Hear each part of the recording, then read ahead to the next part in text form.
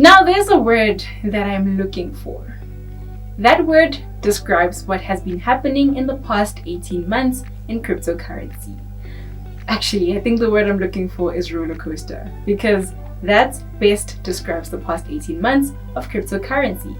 We all know crypto never stays the same. Things are always changing, things are always evolving. That's why it's important for you to stay informed, educated, and updated. And that's what I'm here for. I'm here to educate you, teach you, and to inform you.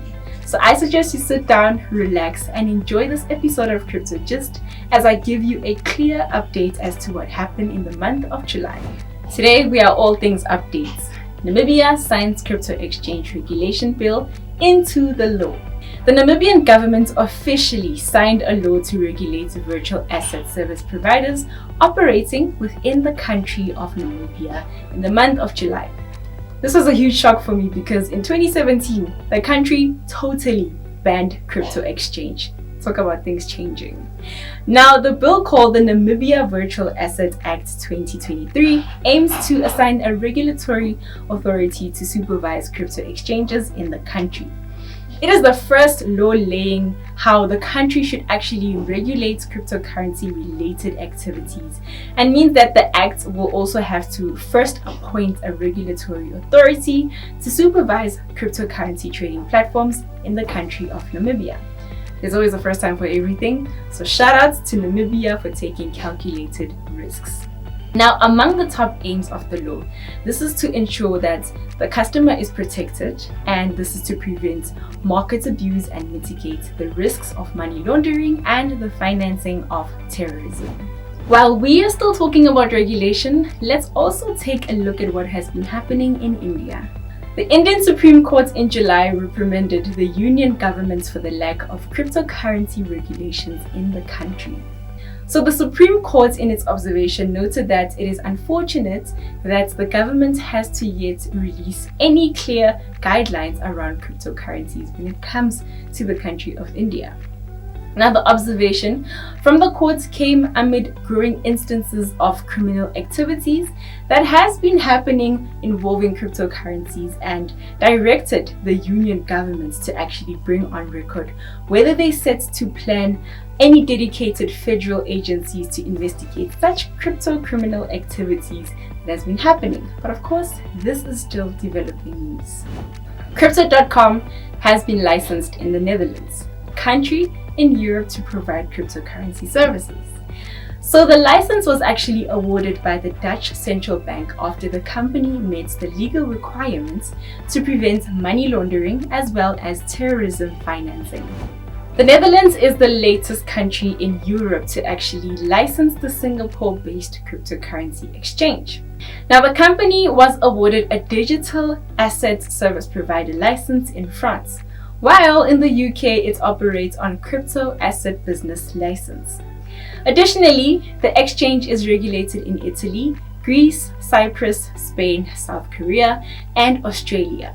The exchange also recently received a similar approval in Spain. Now, the Netherlands has licensed more than 30 crypto companies. Now, remember in the previous episode of Crypto Gist when we were talking about DeFi and I told you to take notes? You better hurry up and look for those notes because they're going to come in handy. We are about to talk about decentralization in Italy. Now, the Bank of Italy's Innovation Hub picked a decentralized finance project involving the famous Ethereum.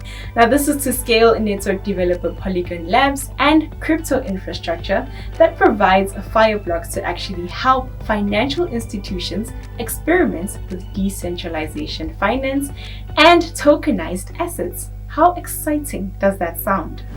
So the Italian Central Bank Center for Developing Innovative Ideas within Finance will of course support the development of the so-called institutional decentralized finance for security token ecosystem for at least 6 months.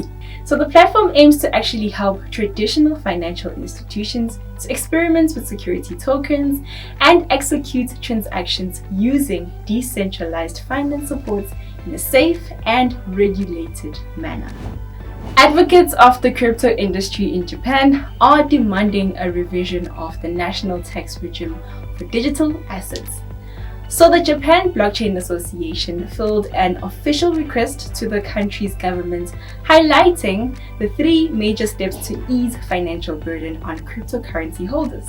The request calls for the taxation of crypto assets, the biggest barrier of the Web3 businesses in Japan, and the factor that prevents citizens from actively owning and using cryptocurrency the way they want to.